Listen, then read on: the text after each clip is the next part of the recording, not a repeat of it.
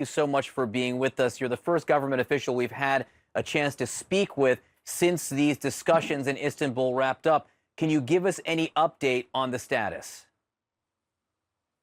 It's difficult to say more than people who are present on the ground talking about this, but for sure, the main topics of our negotiation are still the same.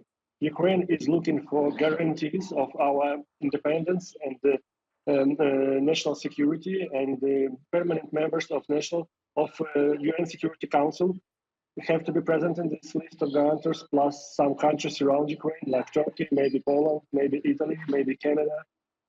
Canada is not close to us, but they have a strong Ukrainian diaspora, so that's why we also would like to have them on the list of guarantors. So the idea is to have security measures which Ukraine can have being neutral state, but with the measures which are typical for NATO. So to have guarantors able to support Ukraine, to defend Ukraine in case of any aggression against Ukraine. That is why this topic is very sensitive, and there is as less information as possible before documents signed. But it's also very important to understand that Ukraine was number 3 country in the world with nuclear weapons. We signed Budapest Memorandum in 1994, almost 30 years ago. And this Budapest Memorandum was considered by Ukraine as a guarantee. And when war started in 2014, no real support Ukraine got from the guarantors. That is why new document has to have real measures to secure independence and security of Ukraine. So no more Budapest Memorandum, please. We need proper document with proper measures taken by guarantors. Sergei, we did get some information just in. It's a claim from Moscow, an official claim. They say they will drastically reduce military activity on 2 fronts, the fronts in Kyiv and Chernihiv. This is according to the Russian Ministry of Defense in a Telegram channel. I wonder what your reaction is to that. Of course, we need de-escalation and ceasefire. We need humanitarian corridors. We need to stop this brutal, bloody war as soon as possible and to continue negotiation in more, let's say, healthy environment, with a less bloodshed on the ground. But what's going on at the same time today, the regional administration of Mykolaiv was attacked. The building is totally destroyed. People died. So this has to be not just a statement, but real measures taken by Russia. What is also important that these measures can be a result also of very active counter-attack of Ukrainian army, which is very successful. Let's say it was not said so vocally before, but yesterday President personally confirmed that one of the towns around Kiev called Irpin is liberated from Russian aggressors.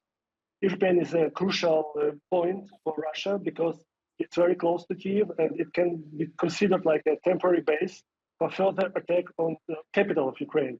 That is why after liberation of Irpin, such attack on Kiev is much less possible. That is why this statement of Russian representatives on negotiation is partly explained that they have less and less ability to attack Kiev just because the Ukrainian army is brave and effective to defend capital of Ukraine.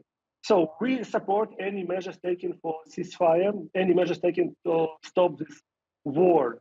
At the same time, this has to be taken not only in Kiev and Chernihiv, which is the regional center, historical center, totally destroyed, by the way. It's a shame because Chernihiv is one of the oldest cities in Ukraine with very beautiful landscape and very beautiful sightseeing with real churches from 19th, 18th, 17th century. One of our heritage is destroyed now. You cannot imagine. It's almost like Mariupol. So these measures has to be taken not only about Chernihiv and Kiev, but also this has to be taken about Donbas cities, about Kherson, about Melitopol, about Berdyansk, so about Izium. All the cities now under very strong pressure of Russian army. And Ukraine defended ourselves, by the way, being not member of NATO and having quite modest support from our partners in sense of weapons supplement. So we expected much more weapons to be provided to Ukraine. when war started. But we very much appreciated all support which was sent to Ukraine as well.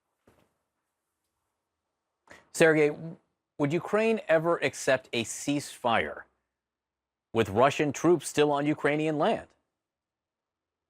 Oh, ceasefire is just one step toward the peaceful agreement with guarantors.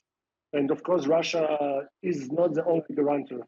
There has to be a list of proper guarantors, including what I mentioned, members of National Security Council of UN, and some countries which are ready to provide such securities, like Turkey, Poland, if they agree, of course, and so on.